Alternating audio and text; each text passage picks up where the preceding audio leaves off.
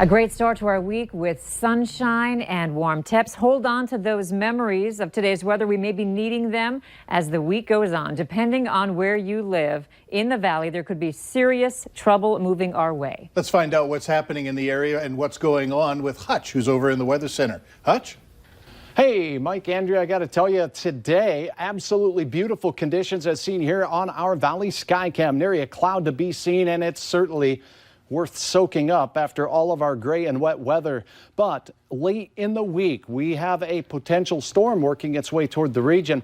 Things are good through Wednesday, but a quick look at the timeline. Wednesday and into Thursday, rain changes to snow for some and then gets heavy Friday and into Saturday with significant accumulation and wind possible. I'll have much more on this system here in just a moment. Still a lot of uncertainty with it. You guys, it's early. What we have more certainty about is that tonight is going to be beautiful. Temperatures are still in the 60s. Crystal clear skies. We have a few clouds out in the western Dakotas that will drift our way during the late night hours. But between now and then, temperatures still well into the 50s. And that wind that's out there will persist out of the south or southwest at 5 to 15 miles per hour. Coming up here in just a minute, I will detail more about the storm system that's working our way and what our uncertainties are and what we're more confident of here in just a few more minutes. All right, thanks, Hutch. The best way to track impending winter weather is with a Valley News Live Storm Team weather app. It features interactive radar and brings you alerts on the go. All you have to do is search VNL Weather in your app store and download it for free. Fargo police are asking that anyone with knowledge about Brenda Cardis's final hours or death to contact them. This follows information they say they received that there may be a person who knows something about her death. Cardis's body was found near the Red River in South Fargo in August. She had been missing for more than a year. Cardis had been staying at Center Inc. in North Fargo just before her disappearance. She signed herself out and said she was going to the Red Carpet gas station on 13th Avenue South. Police say they have learned that someone has previously shared with others specific details about her death. A 27-year-old West Fargo man was jailed today after a woman said he waved a gun at her. The woman told police that Joseph Schumacher pulled up next to her early this afternoon in the area of 24th Avenue and 8th Street South in Moorhead. She said he started yelling at her over a political bumper sticker. When Schumacher got in front of her, she said he displayed a gun. Police found him at a nearby business, and he is facing terroristic threats and charges for having a loaded handgun inside a vehicle without a permit. It doesn't matter how drunk you are, what you're wearing, how old, young, fat, thin, whatever.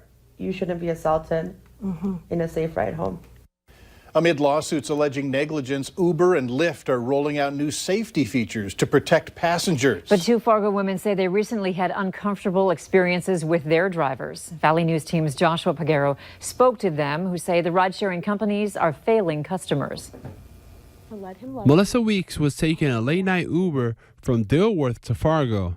As she sat in the front seat, she says when they turned onto her block, the ride turned into a nightmare. And he wouldn't let go of my arm. He said, "I want to love you, let me love you." I said, "No, stop the car. I'm getting out, stop the car."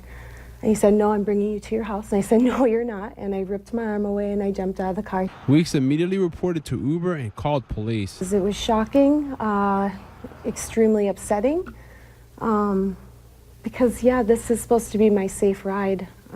It's kind of disheartening when I can work in a bar all night, not get harassed, and it takes my Uber driver to harass me. Kendall Karras described an unpleasant situation with her Uber driver. Taking advantage of someone in a situation, especially when they've had some drinks, is completely inappropriate for somebody that's supposed to be getting you home safe. Karras says her driver began coming on to her. At the time, she says she took his number thinking it would be an easy way to reach him for future rides. Instead, she says the driver sent her inappropriate text messages. When you're driving for Uber, you're working, you don't flirt with or be sexual with your patrons in any business. For Uber, this appears to be a common problem nationwide. Last Thursday, the company released new safety features. One of the newest features that Uber has launched on its app is a ride check. You have to go to the settings and make sure that it's on. And once on, what it will do is that it will send you and the driver a push notification whenever there's a long stop or a possible crash. Here in Fargo, Uber refunded the women's money over what happened. In Fargo, Joshua Piguero, Valley News Live. We contacted the Fargo, Moorhead, and West Fargo police departments. All three told us they don't track crimes specifically involving Lyft and Uber rides. The man convicted of kidnapping the baby of Savannah Greywind will now only spend 20 years in prison. Last year, William Haines was deemed a dangerous offender and sentenced to life in prison with the possibility of parole. However, last month, the state Supreme Court reversed the ruling, and now Haines will spend the next 20 years in prison and will be eligible for parole in around 16 or 17 years. A detail Judge Tom Olson said he couldn't bear to fathom. The saddest thing for this court is you'll be out of prison before the child who lost her mother will graduate from high school. How wrong is that? Haines' ex-girlfriend and co-conspirator Brooke Cruz is serving a life sentence for the murder of Savannah Greywind. Greywind's daughter, Hazley Jo, is 2 years old. Hunting season is underway, and Ransom County authorities are asking hunters to take their weapons out of their cars and lock their vehicles. Over the last few weeks, deputies have received several reports of stolen firearms from unlocked vehicles. It's also helpful to have pictures and the serial numbers of your weapons in case they're stolen or lost. Police in Wadena are warning residents about a Dish Network scam. Officers there say the scammer is calling from a 1-800 number, saying there are problems with your receiver. But this is a scam because the company says it doesn't initiate calls to resolve issues with your equipment. If you get a call like this, simply hang up. A warning tonight about dangerous behavior in the Devil's Lake area. Police say they have taken multiple reports of someone pointing a green laser at incoming aircraft. Green lasers are especially dangerous because they're much stronger and have the potential to temporarily or permanently damage pilots' eyes. Shining a laser at an aircraft is a federal crime. If you have any information regarding these incidents, call police.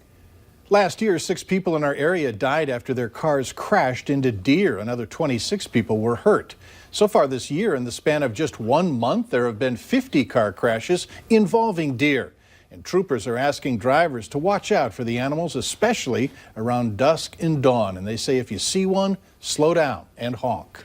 After continuous rain, Grand Forks is still dealing with flooding. The Red River is expected to crest again on Wednesday. That will be the 4th time since April. Residents say they're still relying on sump pumps to clear water out of their homes. And the city says its pump stations are working overtime as well. The Salvation Army has restocked its flood kits for residents in need. We'll have more on the recovery efforts tonight on Valley News Live, 10 at 10. Later on Valley News Live at 6, if your child is a football player, more study is being done on the likelihood of being concussed. And this has been an extraordinarily wet year for the FM area. 26 inches of precipitation this year, about 7 inches above normal for this time of the year. Grand Forks also now above normal, and more significant precipitation in the forecast. Details next.